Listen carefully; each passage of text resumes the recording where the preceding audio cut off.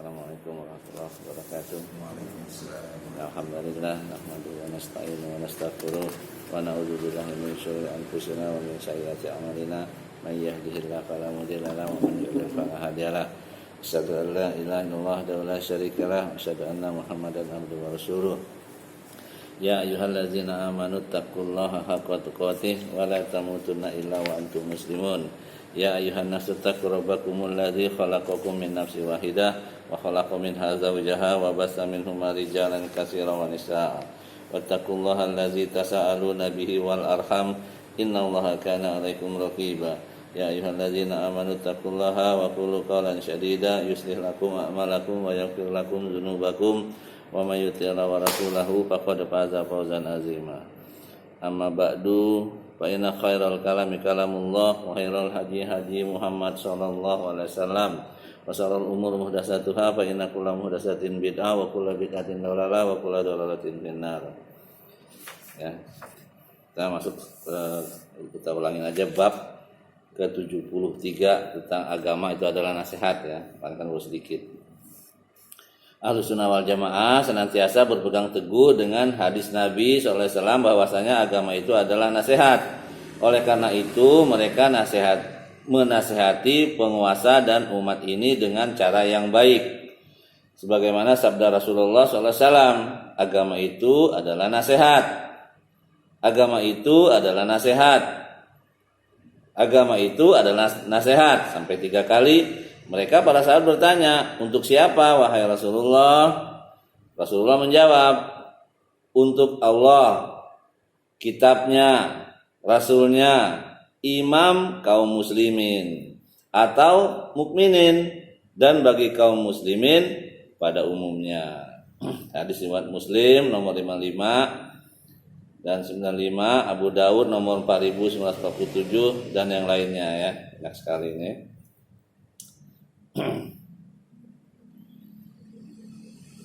Syekh Muhammad Hayat As-Sindi rahimahullah yang wafat tahun 1163 Hijriah berkata, nasihat untuk Allah maksudnya adalah agar seorang hamba menjadikan dirinya ikhlas, ikhlas kepada Rabb-nya dan meyakini bahwa Dia adalah ilah yang esa dalam uluhiyahnya dan bersih dari noda syirik, tandingan, dan penyerupaan, serta apa-apa yang tidak pantas baginya.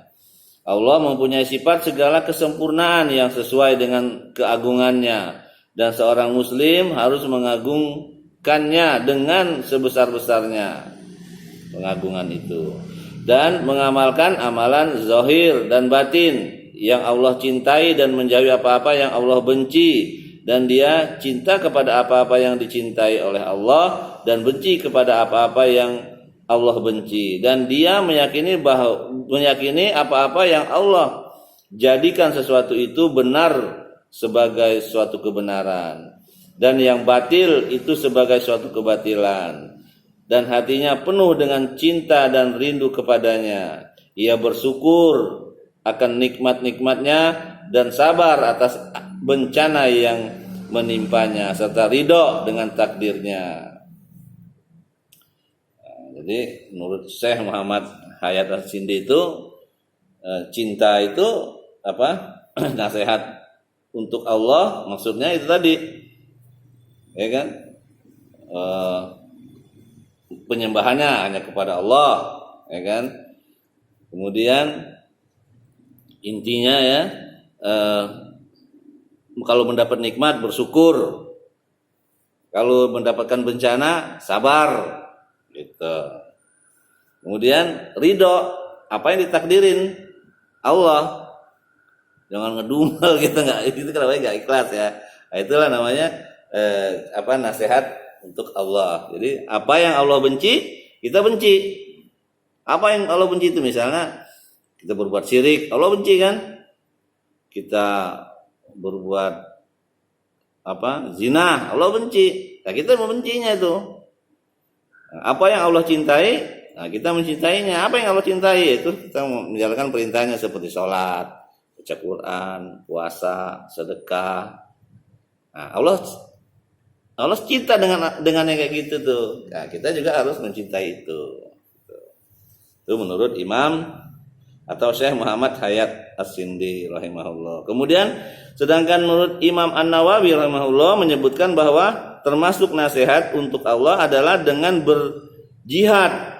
Nah, pendapat dia ya, ini berjihad melawan orang-orang yang kufur kepadanya dan berdakwah mengajak manusia ke jalan Allah. Adapun makna nasihat untuk Allah adalah beriman kepada Allah, menafikan sekutu baginya, tidak mengingkari sifat-sifatnya, mensifatkan Allah dengan semua sifat-sifat yang sempurna dan mulia, mensucikan Allah dari semua sifat-sifat yang kurang, melaksanakan ketaatan kepadanya, menjauhkan maksiat, mencintai karena Allah, benci karenanya, loyal atau mencintai orang yang taat kepadanya, memusuhi orang yang durhaka kepadanya, berjihad melawan orang yang kufur kepadanya, mengakui nikmatnya dan bersyukur atas segala nikmatnya. Hampir sama ya.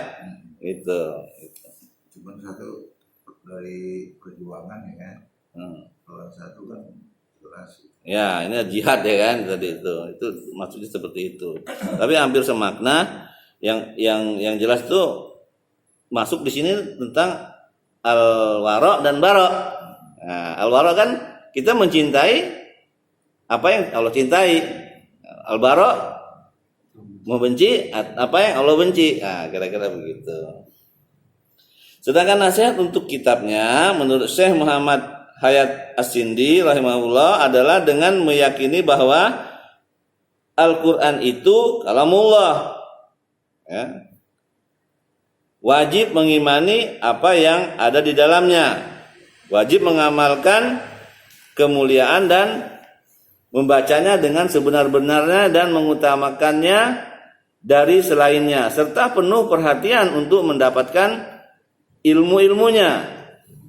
Dan di dalamnya terdapat ilmu-ilmu mengenai uluhiyah Allah yang tidak terhitung banyaknya. Dia merupakan teman dekat orang-orang yang berjalan menempuh jalan Allah dan merupakan wasilah bagi orang-orang yang selalu berhubungan dengan Allah. Dia sebagai penyejuk mata bagi orang-orang yang berilmu, dan barang siapa yang ingin sampai di tujuannya maka harus menempuh jalannya. Karena kalau tidak ia pasti sesat. Seandainya seorang hamba mengetahui keagungan kitab Allah, niscaya mereka tidak akan meninggalkan sedikit pun. Ya, ini bisa dirujuk ke Sahrul Arba'in An-Nabawiyah halaman 48 oleh Syekh Muhammad Hayat As-Sindi. Nah, itu ya. Tadi kan nasihat itu nasihat untuk Allah, untuk kitab. Tadi nasihat untuk Allah itu udah ya. Menjauhi syirik lah, intinya seperti itu. Minta kepada selain Allah itu adalah perbuatan yang syirik gitu. Dalam uluhiyahnya. Tadi sekarang iman kepada kitab-kitabnya, mempelajari kitab-kitabnya, membacanya, mengamalkannya, mentadaburinya. Nah, itu nasihat kepada kitab-kitabnya. Sedangkan yang dimaksud dengan nasihat untuk rasulnya, nah, itu kata kitabnya ya, kata Syekh Muhammad Hayat As-Sindi tadi ya. Yang dimaksud dengan nasihat untuk rasulnya ialah dengan meyakini bahwa beliau adalah seutama-utama makhluk dan kekasihnya. Allah mengutusnya kepada para hambanya agar beliau mengeluarkan mereka dari segala kegelapan kepada cahaya, menjelaskan kepada mereka apa-apa yang membuat mereka bahagia dan apa-apa yang membuat mereka sengsara, menerangkan kepada mereka jalan yang lurus agar mereka lulus mendapatkan kenikmatan surga dan terhindar dari kepedihan api neraka. Dan dengan mencintainya, memuliakannya, mengikutinya, serta tidak ada kesempitan di dalamnya terhadap apa-apa yang beliau sallallahu alaihi wasallam putuskan.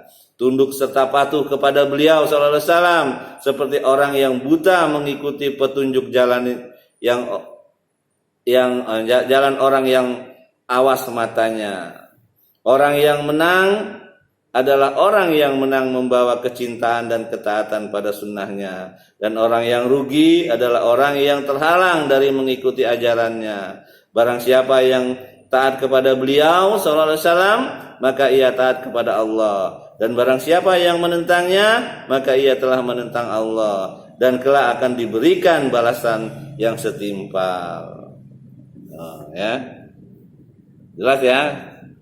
Agama itu nasihat. Nasihat itu siapa? Katanya untuk Allah, untuk kitabnya, untuk rasulnya. Sudah dijelasin secara perinci tadi, ya kan? Untuk Allah itu maksudnya jangan berbuat syirik. Intinya seperti itu dalam ibadah. Kalau dan jihad tadi kan ya termasuk. Kalau nasihat itu kepada kitabnya, untuk kitabnya, mempelajari kitab-kitabnya yaitu Al-Qur'an. Pelajari, tadaburi, amalkan. Ya, itu udah kita lakukan semua tuh ya kan. Insya Allah ya gitu. Kemudian yang ketiga nasihat untuk rasulnya, mengikuti apa yang Rasul ajarkan gitu loh. Jangan berbuat bid'ah sebenarnya maksudnya ini. Jangan menyimpang. Ya kan? Kalau kamu mencintai Rasul, ikutilah dia. Berarti kamu juga mencintai Allah. Gitu. Sedangkan makna nasihat untuk para pemimpin, ya, kaum muslimin, yaitu nasihat kepada para penguasa mereka. Maka ia menerima perintah mereka, mendengar dan taat kepada mereka dalam hal yang bukan maksiat. Ya, maksiat nggak boleh ikutin. Ya. Karena tidak ada ketaatan kepada makhluk dalam hal maksiat kepada Al-Khaliq, tidak memerangi mereka selama mereka belum kafir. Jelas nih kan? Orang belum kafir jangan perangin. Kafir aja kemarin itu kan harus mau nggak lo sadat, kan gitu. Nggak mau bayar jizyah, nggak mau baru perang. Iya, gitu. Berusaha untuk memperbaiki keadaan mereka, membersihkan kerusakan mereka, memerintahkan mereka kepada kebaikan, melarangnya dari kemunkaran, serta mendoakan mereka agar mendapatkan kebaikan, karena dalam kebaikan mereka berarti kebaikan bagi rakyat, dan dalam kerusakan mereka berarti kerusakan bagi rakyat. Itu taat ke nasihat untuk pemimpin ya gitu. Gak boleh kita ngelawan. Dan gak boleh juga kita ngikutin dia kalau dia menyuruh berbuat maksiat kepada Allah gitu loh. Dan makna nasihat untuk kaum muslimin pada umumnya adalah dengan menolong mereka dalam hal kebaikan, melarang mereka berbuat keburukan, membimbing mereka kepada petunjuk, mencegah mereka dengan sekuat tenaga dari kesesatan, mencintai kebaikan untuk mereka sebagaimana ia mencintai untuk diri sendiri. Dikarenakan mereka itu semua adalah hamba-hamba Allah, maka haruslah bagi orang hamba untuk memandang mereka dengan kacamata yang satu, yaitu dengan kacamata kebenaran. Kacamata yang satu itu. Benaran itu mana? Ya itu Allah dan Rasulnya. Itu kebenaran. Selain itu nggak ada yang benar gitu. Nah, kita selesai itu ya nasihat. Sekarang masuk ke poin atau bab ke-74. Yang judulnya Ahlus Sunnah menasihati pemerintah dengan cara yang baik, tidak mengadakan provokasi dan penghasutan. Demo-demo gitu gak boleh itu. Ahlus Sunnah gak boleh. Bisa ngasut. Iya, ngasut jadi. Prinsip Ahlus Sunnah wal Jamaah tidak mengadakan provokasi atau penghasutan untuk memberontak kepada penguasa, meskipun penguasa itu berbuat zalim.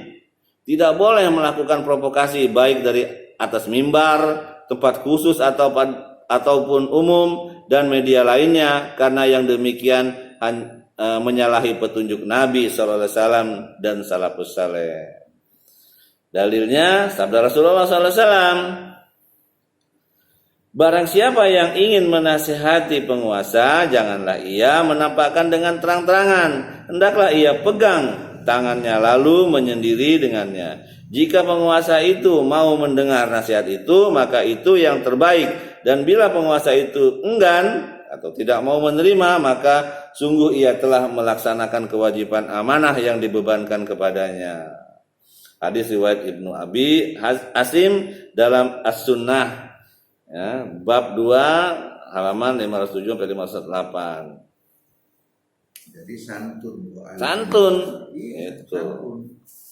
Diajak Ngobrol, nasihatin. Kalau dia nggak mau, kita udah lepas. Gitu loh. Tinggal kita berdoa kepada Allah, dia dapat hukuman Allah. Jadi unjuk rasa Nggak boleh. Boleh. rasa apa? Iya, malah bikin kerusuhan kan jadinya. Jadi timbul provokatif. Akhirnya Islam malah ini kan terpojok kan gitu. Jadi yang selama dilakukan Habib Rizik Nggak boleh itu. nggak boleh, salah. Iya. Tapi dia berdalil ada juga Pak dari sahabat antara Ali dan Muawiyah itu. Ali suruh demo kan, Ali nggak mau. Tapi orang-orang itu demo dia karena pemimpinnya dibunuh kan, nggak mau pakai pemimpin itu, harus diganti ini, bunuh balas bunuh, kisos.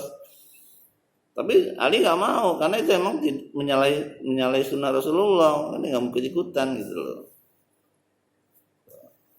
Ya, dalilnya itu. Iya, dia kiasan ke situ gitu loh. Tapi dia nggak. Kan para sahabat kan, dan Nabi kan nggak ada. Umar, Abu Bakar, Umar nggak ada. Makanya Utsman tuh ya grupnya Muawiyah gitu.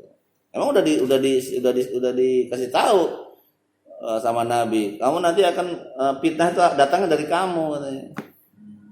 Banyak fitnah terus zamannya Khalifah dia Utsman bin Affan itu. Iya. Setelah dia wafat kan Ali kan gantinya.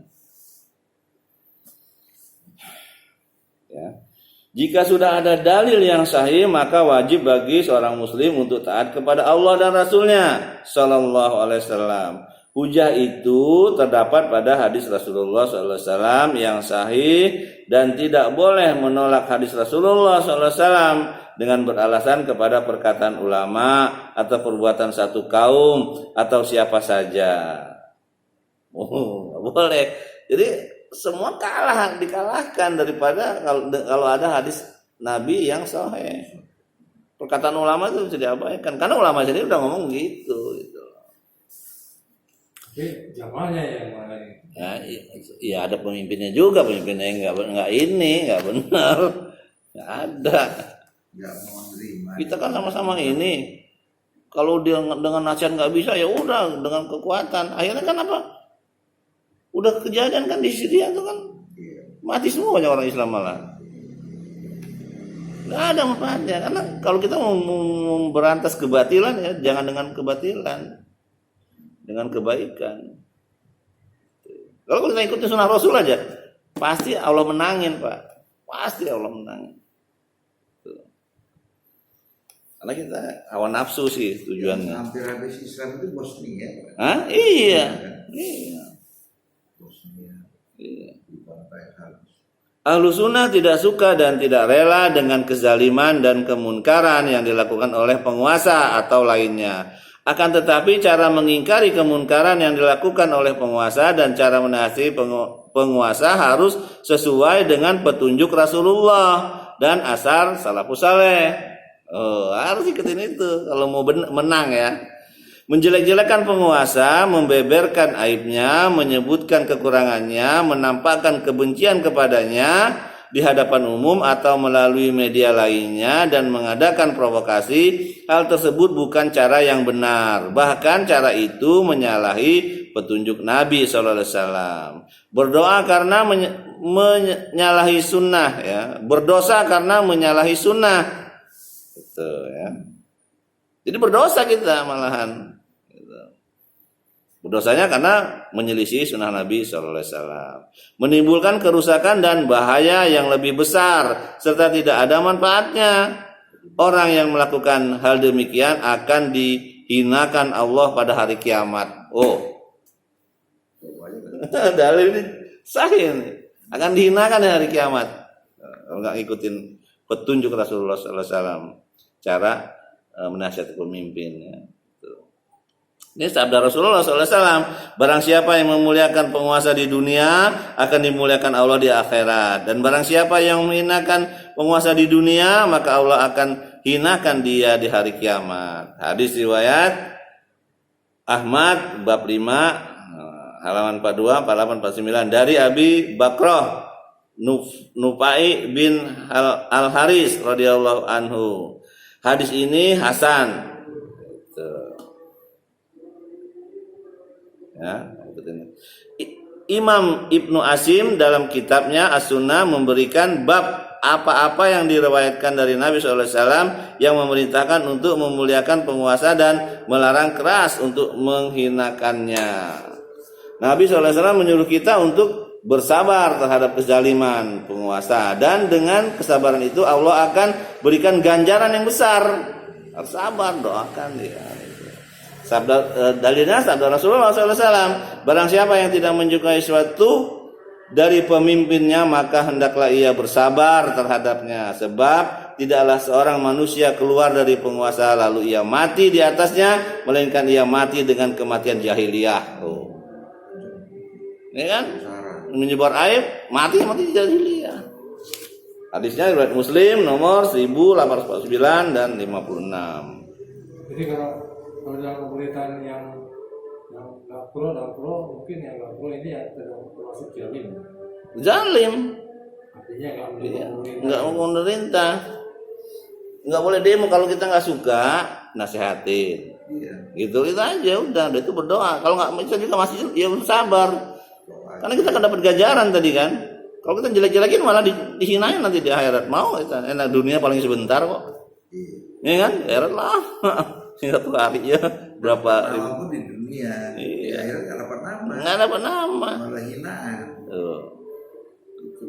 Ahlussunnah wal Jamaah berpendapat bahwa mentaati pemimpin secara ma'ruf merupakan salah satu dasar utama. Tuh, secara baik mentaati secara ma'ruf.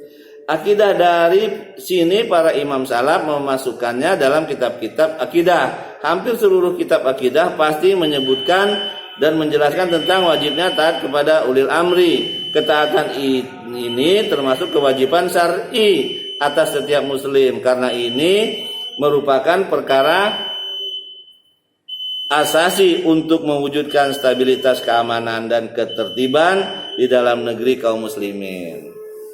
Nggak boleh Pak gitu kan. Makanya saya diajak dia nggak pernah mau.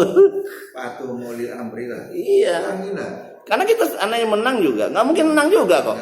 Gitu. Sekarang, kopi gratis, orang banyak tentang. Kalau dibuat suntik mati. Nah, gitu. isu lagi. Malah udah Sebar isu lah buruk ya kan. Udah dibuktiin sama presiden ini gue disuntik itu nggak apa-apa. Suntik lagi yang lain, yang sipilnya nggak apa-apa. Gitu ya. Itu aja dulu, kita tutup dulu. Mudah-mudahan ini bermanfaat untuk diri kita di akhirat kelak ya. Apa yang benar itu datang dari Allah, apa yang salah datang dari diri saya dan karena kebodohan saya dan karena minim ilmu saya mohon ampun kepada Allah. Subhanakallah bihamdik, asyhadu an la ilaha illa anta, astaghfiruka wa atubu ilaik. Assalamualaikum warahmatullahi wabarakatuh.